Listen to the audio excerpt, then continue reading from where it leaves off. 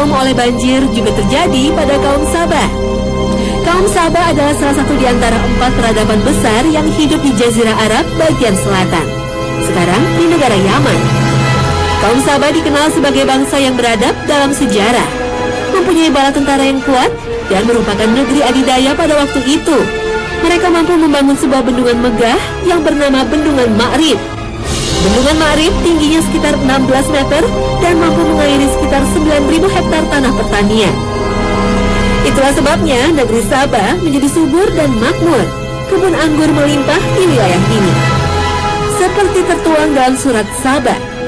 لقد كان لسبإ في مسكنهم آية جنتان عن يمين وشمال كلوا من رزق ربكم واشكروا له بلدة طيبة ورب غفور. Sesungguhnya bagi kaum Sabah ada tanda kekuasaan Tuhan di tempat kediaman mereka, yaitu 2 buah kebun di sebelah kanan dan di sebelah kiri. Kepada mereka dikatakan, makanlah olehmu dari rezeki yang dianugerahkan Tuhanmu dan bersyukurlah kamu kepadanya. Negerimu adalah negeri yang baik dan Tuhanmu adalah Tuhan yang maha pengampun. Tetapi kenikmatan itu membuat kaum Sabah berpaling dari Allah SWT. Berdasarkan prasasti yang ditemukan, menyebutkan bahwa Ratu Sabah dan kaumnya mulai menyembah matahari dan bulan di tempat peribadatan mereka. Allah pun memberikan azab untuk kaum Sabah. Dalam surat Sabah ayat 16 disebutkan, فأعرضوا فأرسلنا عليهم سيل العرم وبدلناهم بجنتيهم جنتين ذواتي أكل خمط وأثل وشيء من سدر قليل. Tetapi mereka berpaling, maka kami datangkan kepada mereka banjir yang besar, dan kami ganti kedua kebun mereka dengan 2 kebun yang ditumbuhi pohon-pohon yang berbuah pahit, pohon atso dan sedikit dari pohon sider. Bendungan Ma'rib yang mereka banggakan jebol dalam sekejap, dan negeri Sabah dilanda banjir besar. Inilah Sailul Arim, sebuah banjir yang meluluhlantahkan bendungan, sumber kemakmuran yang menjadi sumber kehancuran bagi kaum Sabah.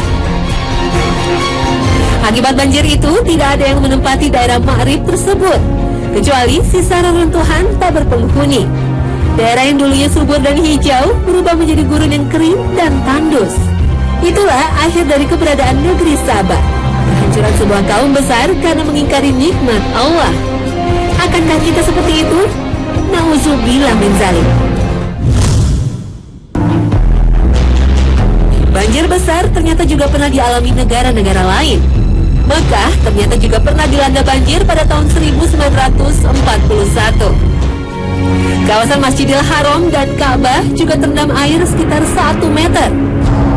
Musibah ini terjadi karena Arab diguyur hujan deras dan sistem pembuangan air waktu itu belum bagus. Apalagi Mekah berada di tengah lembah yang dikelilingi bukit batu. Meskipun banjir, tapi sejumlah jamaah haji tetap melakukan tawaf. Dan pada waktu itu, jamaah haji memang masih sedikit, tidak seperti sekarang.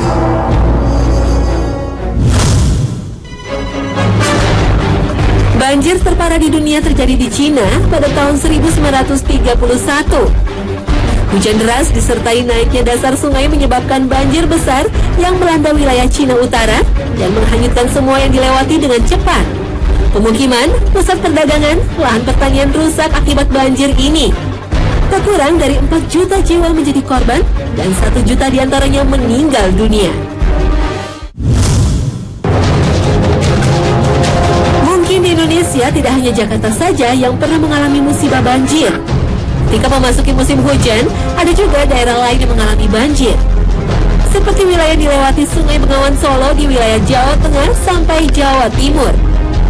Daerah-daerah cikungan yang permukaannya lebih rendah daripada sungai biasanya menjadi langganan terkena banjir ketika Bengawan Solo meluap. Yang sempat sempat mencuri perhatian nasional adalah banjir lahar dingin di wilayah Jawa Tengah dan Yogyakarta. Kalau ini adalah karena faktor alam, yaitu efek dari meletusnya Gunung Merapi dan kondisi hujan yang terus-menerus. Ada lagi banjir karena pasang surut air laut yang biasa disebut drop. Kalau yang ini biasa terjadi di wilayah yang dekat dengan laut. Kota-kota padat penduduk seperti Jakarta, Semarang, dan Surabaya berpeluang terjadinya kondisi ini. Banjir rob ini disebabkan oleh gravitasi bulan terhadap bumi. Namun kenaikan permukaan air laut bukanlah menjadi ancaman serius kalau saja posisi bulan bukan pada posisi terdekat dengan bumi. Akan menjadi masalah bila posisi bulan juga sejajar dan segaris dengan matahari. Maka efek gravitasi akan berlipat terhadap permukaan air laut. Bulan menduduki posisi edar terdekat dengan bumi, ditambah posisi matahari yang sejajar. Air pasang dijamin akan mencapai puncaknya dan masuk ke darat. Air yang masuk ke darat ini, bila terperangkap, akan menimbulkan masalah bagi penduduk yang bermukim di tepi pantai. Banjir menjadi tak terelakkan lagi.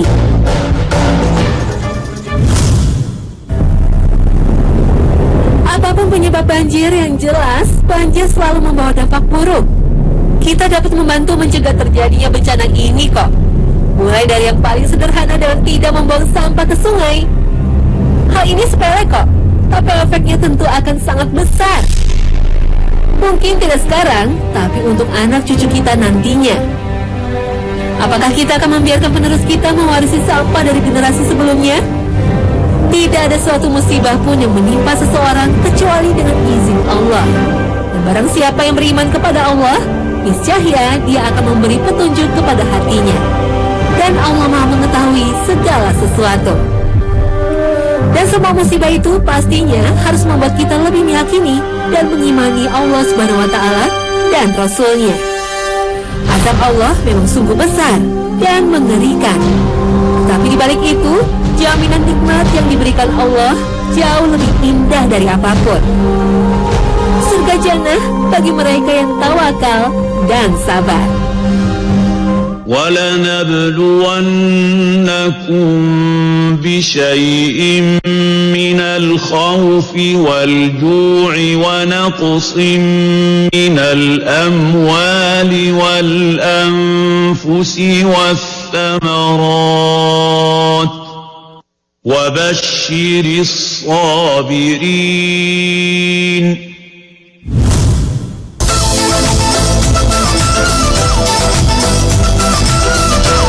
Demikian Hasanah hari ini. Semoga dapat memberikan manfaat untuk semuanya. Tetap saksikan Hasanah setiap Senin sampai Jumat. Assalamualaikum warahmatullahi wabarakatuh.